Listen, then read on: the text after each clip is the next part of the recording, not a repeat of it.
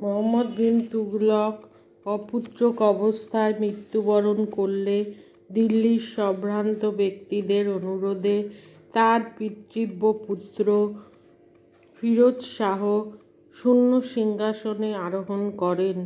ফিরোজ শাহ মোহাম্মদ বিন তুগলকের ধর্মনিরপেক্ষ নীতি গ্রহণ করতে পারেননি।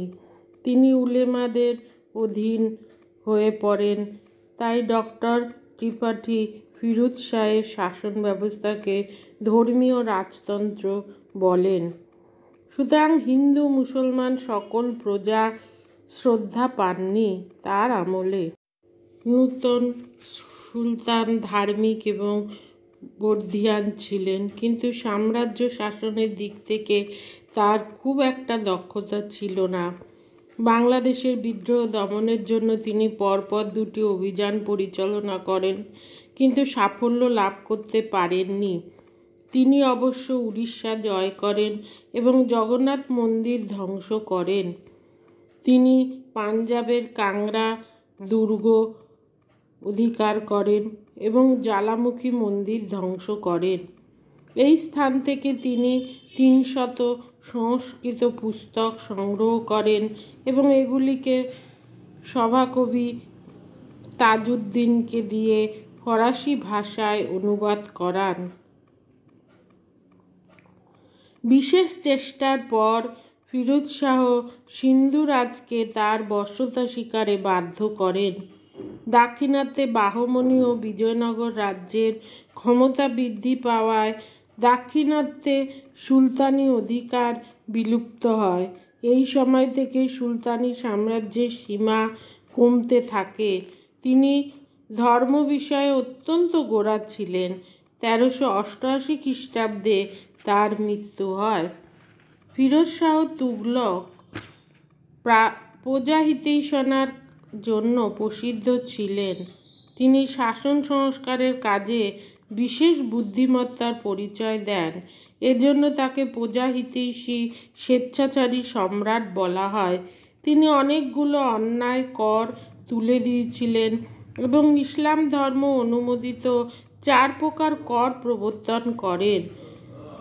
খারাজ বা ভূমি রাজস্ব, উৎপন্ন ফসলের 1/10, জাকাত বা সম্পত্তির উপর শতকরা 2.5 কর, খামোশ বা যুদ্ধের সময় লুণ্ঠিত দ্রব্যের উপর কর এবং খনিজ সম্পদের 1/5 কর, জিজিয়া বা অমুসলমানদের উপর কর। আলাউদ্দিনের রাজত্বকালে যেসব দেবোত্তর জমি বাজেয়াপ্ত করা হয়েছিল সেগুলি ফিরোজ শাহ ফেরত দেওয়ার বন্দোবস্ত করেন। তিনি সৈন্যগণকে বেতন দেওয়ার পরিবর্তে জায়গির দেওয়ার ব্যবস্থা করেন। এর ফলে উমরাহগণ শক্তিশালী হওয়ায় কেন্দ্রীয় রাজশক্তি দুর্বল হয়েছিল।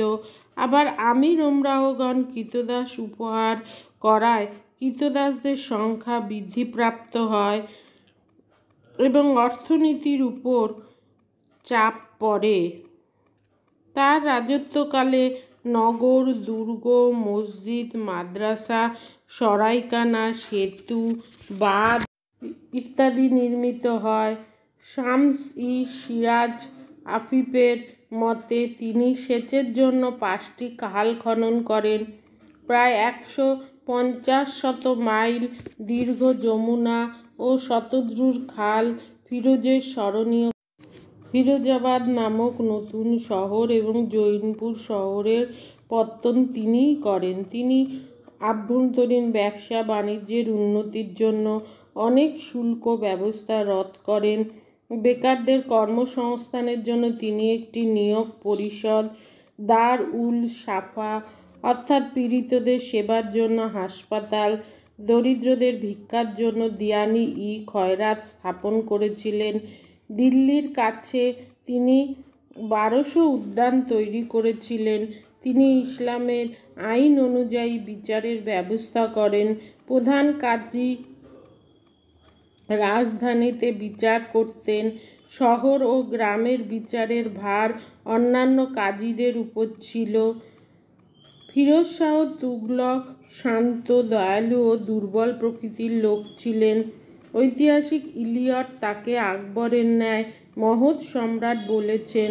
তার সাংগঠনিক প্রতিভা ছিল না, তার সামরিক প্রতিভা আলাউদ্দিন খলজি বা মোহাম্মদ বিন তুগলকের মতো ছিল না। তার ব্যক্তিত্বের একান্ত অভাব থাকায় তিনি মুফতি বা মৌলবীদের পরামর্শে রাজকার্য চালাতেন। এই দুর্বলতা তুর্কি সাম্রাজ্যের ধ্বংসের পথ প্রশস্ত করেছিল। লুপ্তপ্রায় সাম্রাজ্য পুনরুদ্ধার করার ক্ষমতা তার ছিল না। তিনি বাংলা, সিন্ধু ও দাক্ষিণাত্যে নিজ প্রভুত্ব স্থাপনে ব্যর্থ হন।